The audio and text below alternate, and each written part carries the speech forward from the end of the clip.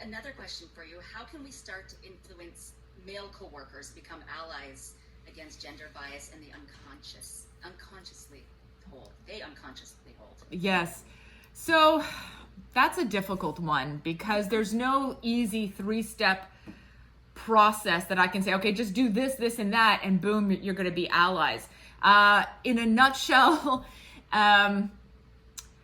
we've had really low hanging fruit for men for a long time. The bar has been really low for what men can do. And I think it's time for men to go get other men and bring them into the conversation rather than relying on women to constantly educate them on what matters. And I'll just give you some like depressing stats on this.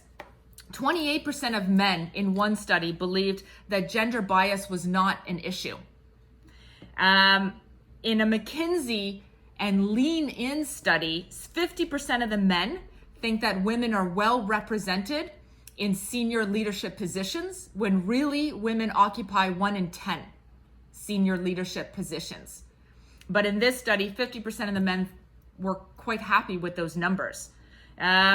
So women are happy with a gender balance of about 50-50 split. And studies show that men are happy with a split of 20-80. So 20% of women, right? So that's how low the bar is. So I find that we really need to get men to go and talk to other men about a lot of different things. Do some research on toxic masculinity.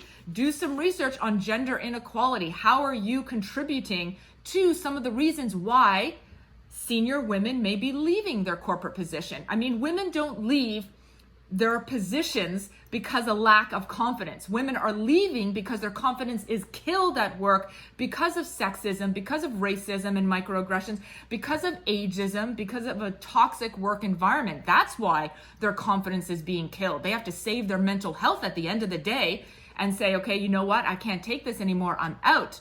So what is going on in that corporate world that men need to do better at? So there's like corporate structural issues that can happen at work, but there's also individual personal issues at home that men can start to be better allies. I mean, at the bare minimum, low hanging fruit of be a real partner at home.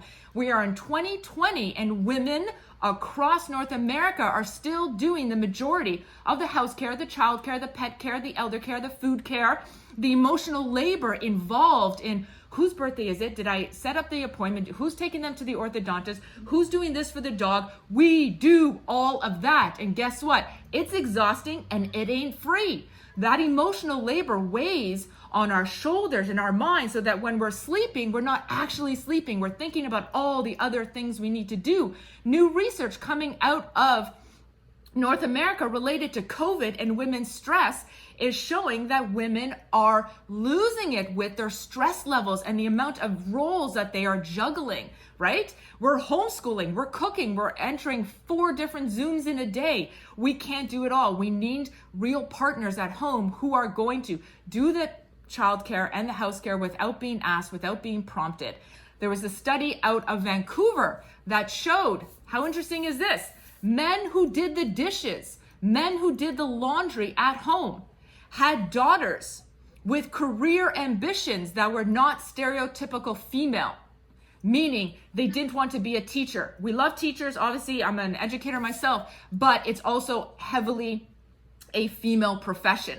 So men who did the dishes at home raised daughters who, when asked, what do you want to be when you grow up? They say, I want to be an entrepreneur. I want to be an astronaut. I want to be an engineer, right? I want to run my own company. So that just having a guy in the house that does stereotypical women's work shows their daughters a broader range of career aspirations. So just even something that small. Then you also have stuff that's coming out of my study. When I ask women, how does mansplaining impact your confidence at work? Men explaining things to you that you already know. How does that impact you? And guess what? It hurts, right? So it's like, again, it's men researching and figuring out What is mansplaining? Wait a minute, am I a mansplainer? How often have I done that to my colleagues and my team? How often do I interrupt? It's about men calling in other men at work. So if a man sees that his female colleague was just interrupted, or one of my favorite things is when a woman says something at work and then a man reiterates it, and everyone's like, oh my gosh, John, that was amazing. Thank you. Meanwhile, Susan literally just said the same thing.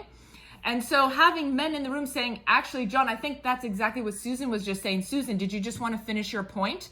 So having men in a position of power and authority that can do that, because the problem is when women do that and stand up for themselves or stand up for another woman, there's that penalty.